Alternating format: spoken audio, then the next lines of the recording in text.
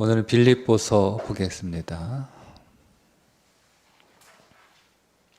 신약성경 빌립보서 1장 1절부터 11절입니다.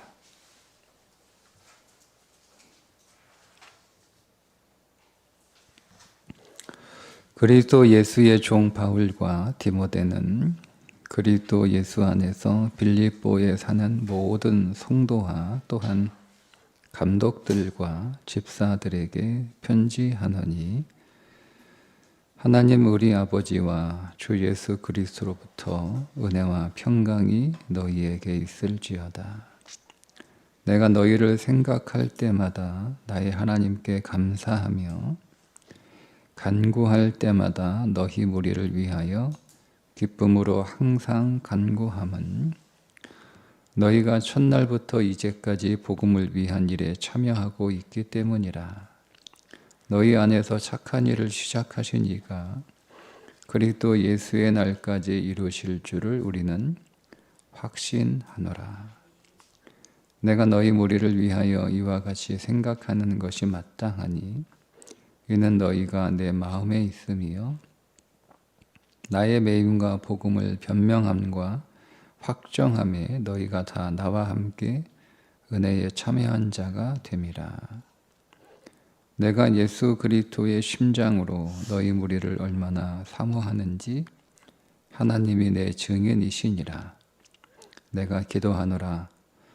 너희 사랑을 지식과 모든 총명으로 점점 더 풍성하게 하사 너희로 지극히 선한 것을 분별하며 또 진실하여 허물 없이 그리스도의 날까지 이루고 예수 그리스도로 말미암아 의의 열매가 가득하여 하나님의 영광과 찬송이 되기를 원하노라. 아멘. 빌립보서는 사도 바울이 빌립보 교회에 보내는 편지입니다. 사도 바울이 첫 번째 로마에서 가택연금을 살게 되죠. 2년 동안, 대략 한 2년 동안 가택연금이에요. 그 집 밖을 나가기는 어렵지만 그래도 비교적 자유롭게 사람들을 만날 수 있는, 사람들이 찾아오고 또 사람들과 교제할 수 있는 그런 수준의 가택연금이었던 것으로 보입니다. 그때 이제 편지를 몇 군데 보내는데 그 가운데 하나가 빌립보 교회였습니다.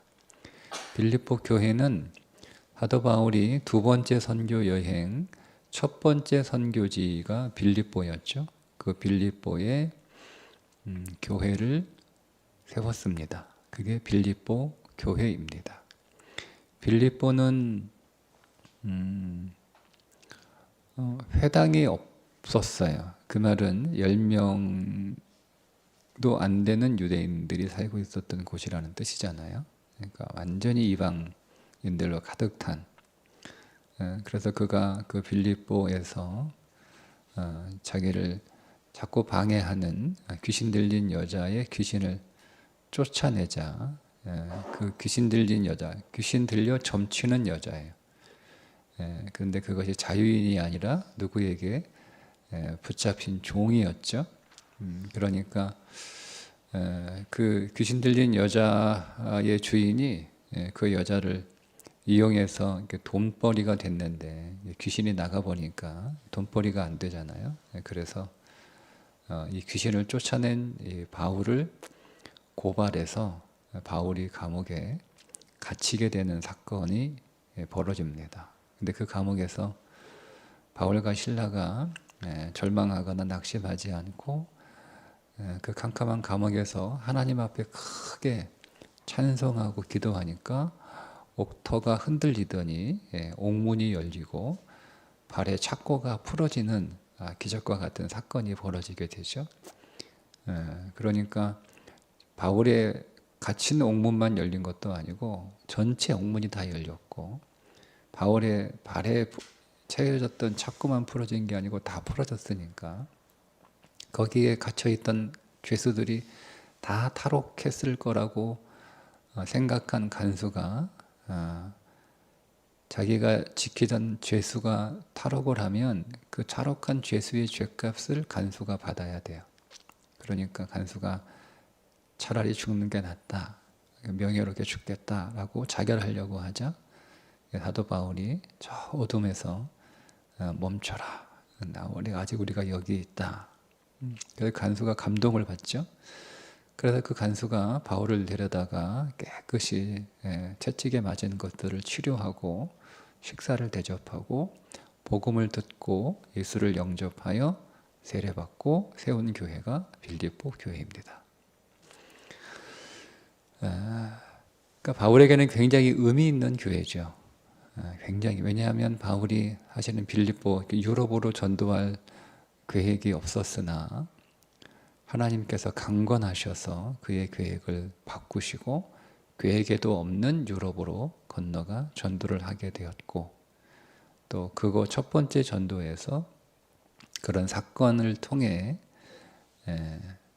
교회가 세워졌으니 바울에게는 잊지 못할 그런 교회인 것은 분명합니다. 그러니까 이 빌립보 교회와 바울은 아주 막역한 사이가 됐어요. 그래서 오늘 빌립보서를 시작할 때 보통 다른 서신에서는 자기가 사도인 것을 밝힙니다. 그런데 오늘 1절에 보면 자신이 사도인 것을 밝히지 않죠. 그 말은 자기가 사도인 것을 밝히지 않아도 될 만큼 그만큼 빌립보 교회하고는 굉장히 친밀한 그런 신뢰의 관계에 있었다는 것을 의미합니다. 사도의 권위가 왜 중요하냐면 바울이 자기 자신의 권위를 내세우거나 자랑하기 위한 것이 아니라 복음 때문에 그렇습니다. 복음을 전하는 자가 권위가 없으면 그 전하는 복음조차도 권위가 떨어지게 되죠. 제가 여러분에게 설교를 하지만 저에 대한 권위가 여러분에게 없으면 여러분은 제 설교를 하나님의 말씀으로 듣지 않고 그냥 사람의 생각이나 사람의 사상 혹은 사람의 주장 정도로밖에 듣지 않습니다. 그런데 만약에 여러분들이 저와 친밀하거나 아니면 저와 인간적으로 그런 관계는 없다 할지라도 그냥 저라고 하는 개인 사람과 저를 구분해서 어쨌든 하나님이 세우신 사람이니까 그 말씀에 권위가 있다, 목사니까 권위가 있다, 이렇게 생각하면 저에 대한 감정이 조금 좋지 않아도 그 권위를 인정하는 사람은 강단에서 선 목회자의 말을 하나님의 권위로 듣습니다.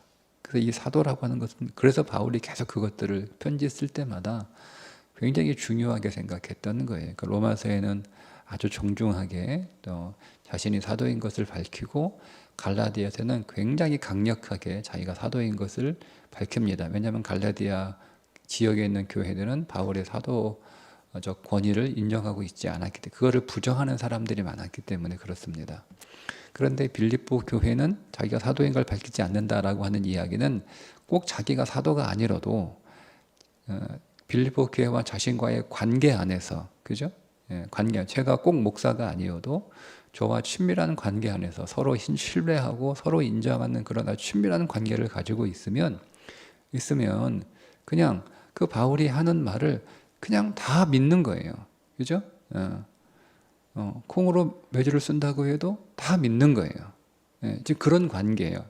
제가 이 파수로 매주를 쓰는 거죠. 죄송합니다.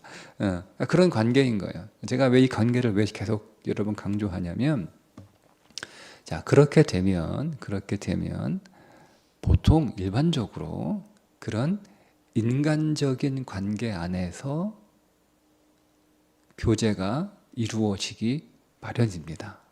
그죠? 네. 그게 보통 그런 경향이에요. 네. 그런데 오늘 사도 바울은 빌립보 교회와 어떤 그 영역 안에서 교제를 했는가를 말씀드리려고 제가 이렇게 사도 권위에 대해서 자꾸 이야기를 하는 거예요. 자, 보세요. 빌립보 교회와 사도 바울은 굉장히 친합니다. 굉장히 친해요. 꼭 사도 바울이 사도가 아니어도 그들은 사도 바울과 굉장히 그의 말을 잘 들을 수 있고 또 그와 친밀하게 지내고 얼마든지 그와 그렇게 사귈 수 있는 그런 관계에 있는 상태예요. 자, 그런데 오늘 성경에 보면 사도 바울이 이렇게 얘기합니다. 5절에 너희가 첫날부터 이제까지 복음을 위한 일에 참여하고 서로 교제했다 이런 뜻이거든요. 코이노니아라고 하는 단어인데요. 여러분, 사도 바울과 빌립보 교회가 무엇으로 교제를 했죠? 복음 사역을 가지고 교제했어요. 이게 진짜 교제예요. 여러분, 제가 계속 우리 교회에서 늘 강조했던, 자주 했던 여러분 이야기가 여러분 제발 우정 충만하지 마시고 성령 충만하십시오라고 말씀을 계속 드립니다. 그러니까 우정 충만할 수 있어요, 교회가. 우정 충만할 수 있죠. 오랫동안 어릴 때부터 지금의 이래까지 20년, 30년 그렇게 같이 교회 생활하면 우정 충만하죠. 그죠? 우정 충만할 수 있어요. 한 교회에서 20년, 30년, 40년 신앙생활하면 우정 충만할 수 있어요. 예. 여러분, 그것을 성경은 코이노니아라고 말하지 않는다는 거예요. 성경이 말하는 코이노니아는 복음을 위하여 함께 사역하는 것을 코이노니아라고 말한다는 거예요. 그게 성령 충만이에요. 여러분 그 교회 안에서 정말 조심해야 되는 부분이 그 부분이에요. 이제는 제가 그 장벽이 너무나 두꺼워서 제 자신조차도 제가 마음을 거의 접었는데요. 우정 충만하려면 하십시오. 저는 성령 충만한 사람들과 교제하고 저는 사역합니다. 예. 우정 충만과 성령 충만은 완전히 다른 거예요. 예. 여러분, 저와 우정으로 관계를 맺고 있는 분들도 계시죠? 예. 목회자는요, 항상 두 가지 면을 가지고 있어요. 우정이 있는 교인들과 만날 수도 있고 사역으로 만날 수 있고, 그러나 사역의 자리에서는 제가 목사로 만나야 되는 거예요. 제가 여러분과 사적인 친밀함으로 사역을 만나면 건강한 교회가 될 수 없어요. 근데 이제 아직 성숙하지 못한 영적 유아의 수준에 있는 성도들은 목회자를 목사로 만나고 싶어 하는 게 아니라 그냥 자기하고 친한 그냥 목회자로 만나고 싶어 하는 거죠. 그러니까 그런 기대를 하는 거예요. 그런 기대를 충족시켜 못 해주면 이제 소위 말하는 서운한 감정을 느끼게 되는 거죠. 그건 제가 목회 그만두면 그렇게 만나면 되는 거예요. 제가 은퇴하고 그때는 얼마든지 제가 사적으로 만날 수 있어요. 그 우정 충만함으로. 그러나 제가 목사로 주일교회에 있을 때는 저는 성령 충만한 관계로 사역 안에서 교제해야 교회가 그리고 저 자신이 그리고 여러분도 건강해지는 거예요. 여러분, 이 부분이 말처럼 쉬운 게 아니라는 거죠. 제가 겪어보니까 이게 말처럼 쉬운 게 아니에요. 대부분의 성도들은 저와 사적인 친밀함으로 자신들을 대해주기를 원합니다. 그죠? 네. 근데 그게 얼마나 어려운지 제가 알아요. 제가 직접 겪었으니까. 거기서 오는 여러 가지 저항들과 또 갈등들과 또 감정의 상함들이 많이 있었어요. 그걸 극복하는 게 굉장히 어렵습니다. 여전히 마찬가지예요. 지금도. 그러니까 여러분, 바울이 빌립보 교회와 이렇게 복음 안에서 서로 교제하고 한다는 것이 그렇게 말처럼 쉽지 않다라고 하는 것을 분명히 알아요. 그러나 오늘 이 바울의 이 고백을 통해서, 이 편지 통해서 내가 너희들하고 사적으로 너무너무 친하지만 복음 안에서 너희와 함께 교제할 수 있었던 것이 너무 감사하다. 그게 기쁘다. 그런 관계가 되는 것이 너무 좋다라는 거예요. 왜냐하면 그것은 빌립보 교회와 사도 바울의 관계가 여전히 건강한 관계라고 하는 거예요. 그러니까 여러분, 이게 뭐냐면 그리스도 안에서 관계를 맺는 거예요. 그러니까 우리의 모든 관계가 사실은 그리스도 안에서 관계를 맺어야 되는 거예요. 근데 사람은 그런 경향이 있죠. 그리스도 밖에서 관계를 맺고 싶어하는 경향이 있는 거예요. 그러나 여러분 우리는 모든 관계는 사실 그리스도 안에서 관계를 맺어야 되는 거예요. 그리스도가 우리의 모든 관계에 중간에 딱 있어서 그게 필터가 돼야 되는 거예요. 예? 그 모든 관계는 그게 가족 간의 관계이어도 마찬가지예요. 그리스도가 필터가 돼서 복음이 우리 안에 믿음이 필터링이 될 때 그럴 때 모든 관계가 건강해지는 거예요. 예. 여러분 이것이 뒤에 이어지는 사랑에 관한 말씀과 연관이 있습니다. 오늘 바울이 고린도 교회에 사랑에 관하여 말하고 있는데 사랑을 할 때 꼭 기도해라. 무엇을 위해 기도하라는 거예요? 지식과 총명을 위해 기도하라는 거예요. 그러니까 여러분 오해하시는데요. 사랑은 감정으로 하는 게 아니에요. 사랑이 왜 어렵다라고 얘기하냐면 사랑을 감정으로 하려 하니까 어렵다는 거예요. 사랑에 왜 실패하냐면 사랑을 감정으로 하기 때문에 실패하는 거예요. 사랑에 왜 열매가 없는 줄 아세요? 감정으로 사랑하기 때문에 열매가 없는 거예요. 그러니까 여러분 빌립보와 바울 사이에 여러분 항상 여러분 좋기만 하겠습니까? 항상 좋기만 하겠어요? 그렇지 않죠. 빌립보 교회도 바울에 대하여 섭섭한 감정이 있었을 것이고 그런 사건이 분명히 우리가 사람이 만나다 보면 여러분 항상 좋기만 한 거 아니잖아요. 가족도 서로 같이 살면서 섭섭하고 서운한 게 있는데 여러분 어떻게 남이 같이 살면서 서운하고 섭섭한 일이 안 일어나요? 다 일어납니다. 제가 여러분 이 교회에서 지난 18년 동안 있으면서 섭섭한 감정이나 이런 것들이 하나도 없을 수는 없잖아요. 설사 저하고 친밀한 성도들 간에도 서로 섭섭한 일들이 벌어진단 말이에요.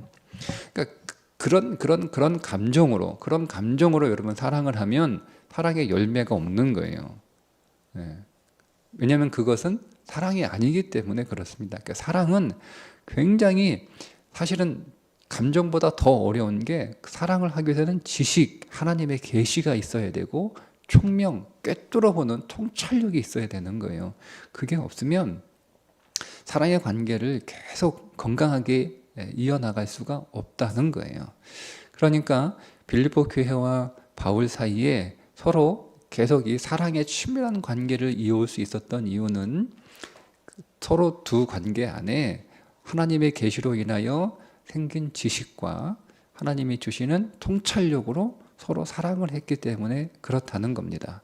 그게 이제 어떤 한 가지 사건을 예를 들어 드리자면 오늘 사도 바울이 뭐라고 이야기하냐면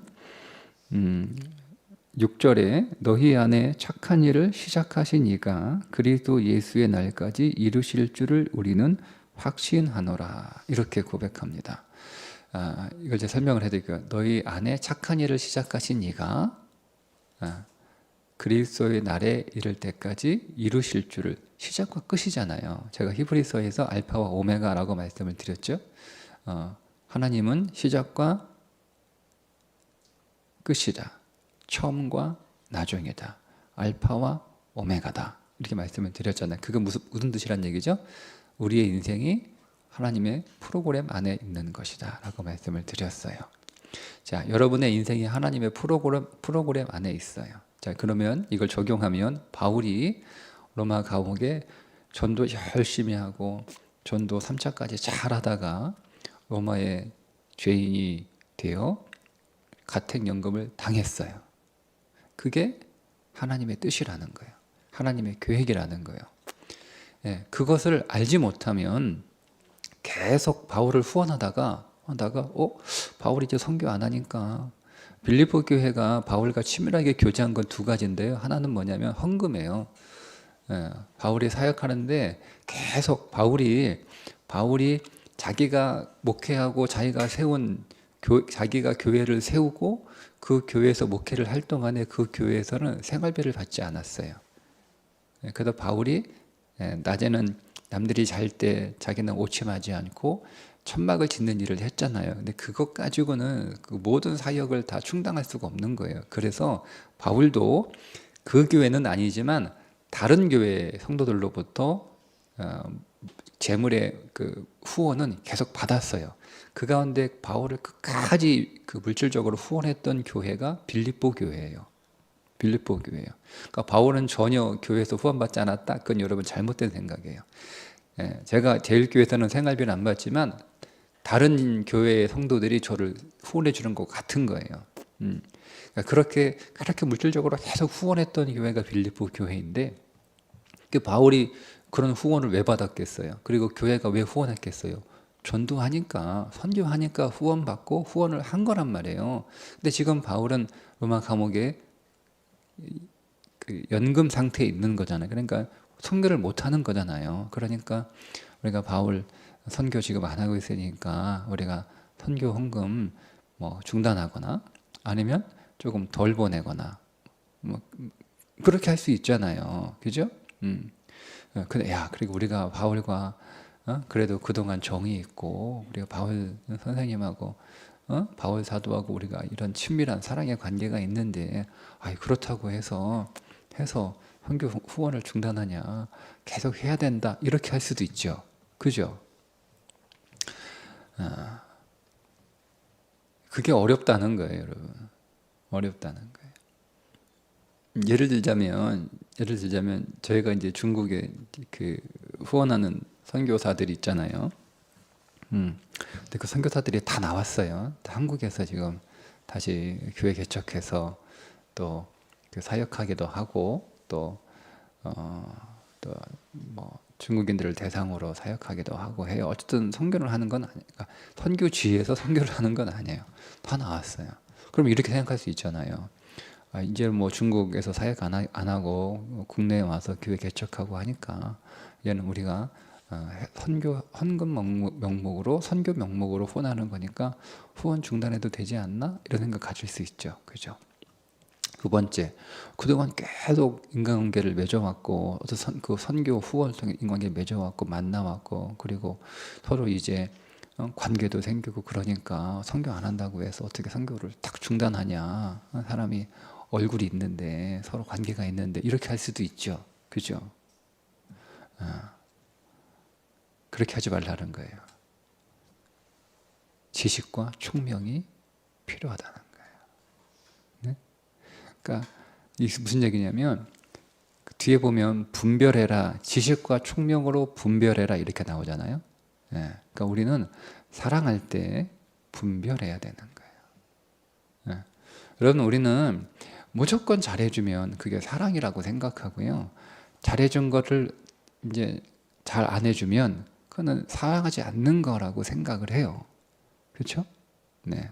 그러니까 그게 우리가 사랑에 대해서 지식과 총명으로 분별하지 않는 사랑을 하기 때문에 그런 일들이 벌어지는 거예요. 무조건 잘해주는 거, 여러분, 그거 사랑 아닙니다.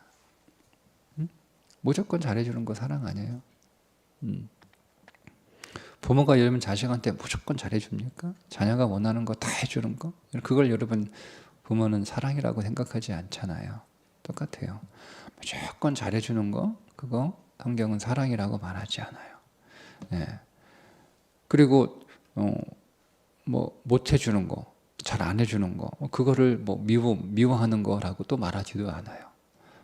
우리가 하나님께서 우리에게 제시해 주는 그 지식과 총명으로 분별해서 잘해줄 때도 사랑일 수 있고 잘 못해줘도 사랑일 수 있다는 거예요. 그러니까 지금 사도 바울이 빌립보 빌립보에 뭐 예를 들자면, 꼭 그것만은 아니겠지만, 너희들이 계속 나를 위하여 후원하는 것이 지식과 총명 안에서 분별하여 하는 후원이었으면 좋겠다라는 거죠. 아니면 그동안 바울과 우리하고 관계가 있는데, 이게 수십 년 관계잖아요. 수십 년 관계가 있는데 어떻게 그 관계를 하루아침에 딱 끊냐? 그래도 그냥 계속 후원하자. 여러분, 이건 사랑이 아닌 거예요. 빌립보 교회는 바울이 그 로마에 갇혀 있는 그것을 그들이 하나님 앞에 기도하고 하나님의 계시를 받아서 하나님 분별적으로 그건 역시 하나님께서 일하시는 한 하나님의 교회이라고 보는 거예요. 그렇게 보고 그들이 계속 후원을 할 때 거기에 여러분 기쁨이 있는 거잖아요. 그죠? 근데 내가 관계 때문에 관계 때문에 계속 이렇게 후원을 해야 된다라고 하면 빌립보 교회에 있는 모든 교인들하고 바울이 친한 건 아니잖아요. 그 교회 떠난 지가 얼마인데 그 교회를 처음 세웠을 때 그 교회 설집자들과 개척자들과 바울이 복음을 전하고 바울이 세례를 주고 바울과 어느 정도 잘 알고 있는 사람들한테는 바울이 그런 친밀한 관계를 갖고 있고 그들과 깊은 그런 관계를 맺고 있었지만 바울이 떠나고 난 뒤에 거기에 또 많은 사람들이 또 새로 들어와서 또 교회 다니게 되고 했을 거 아니에요. 그 사람들은 사실 바울 이름만 들었지 바울과 잘 모르잖아요. 응? 그러니까 그런 사람들 입장에서는 바울 계속 후원해야 돼? 이런 생각이 들어요, 안 들어요? 들죠. 당연히 들죠. 근데 이제 그 교회 개척자들은 그 교회 힘이 있으니까, 그죠? 권위가 있으니까 무슨 소리야? 사도 바울 계속 후원해야 돼. 라고 하면 끌려가죠. 어떻게 거기서 안 돼라고 얘기합니까? 그 개척 멤버들이 그렇게 후원하자고 하면 그렇게 해야죠. 예? 예. 그렇게 되면 개척 멤버들이야 그런 갈등이나 그런 어떤 마음의 흔들림은 없을지라도 그러나 바울에 관하여 그렇게 친밀하게 관계를 맺고 있지 않았던 사람들은 헌금하면서도 왠지 좀 마음이 그럴 거 아니에요. 그죠? 그러니까 그거는 그에게 있어서 열매가 없는 거죠. 헌금해놓고 열매가 없는 거예요. 그렇게 사랑해놓고 열매가 없는 거예요. 그래서 바울이 얘기하는 거 받고 있지만 너희가 분별하는 거예요. 너희가 나를 사랑하는 것에 대해서 분별해라. 내가 너희들의 사랑으로 지금 후원을 받고 있지만 너희들이 분별해서 하나님의 지식, 하나님이 주시는 계시의 지식과 하나님이 주시는 그 총명함으로 분별하여 하나님이 일하시는 거구나. 바울이 갇혀 있는데 그 또한 하나님의 계획이구나. 그럼 내가 하나님의 계획 안에 동참해야지. 하나님의 뜻 안에 내가 동참해야지. 응? 그러니까 육신의 눈으로 보고 인간적으로 판단하고 보이는 대로만 내가 평가해서 갇혀 있으니까 저건 하나님의 일을 하지 않는 거야, 선교하지 않는 거야. 또 한편으로는 이렇게 사람은 참 이상한 게요. 뭔가 문제가 생기면 저 하나님 벌 받아가지고 그런 거 아닌가? 뭐 이렇게 이런 생각을 하게요. 사람들은 다 이제 이게 사단이 주는 다 이 거짓말들이죠. 분별해야 되는 그러니까 분별해야 되는 거예요.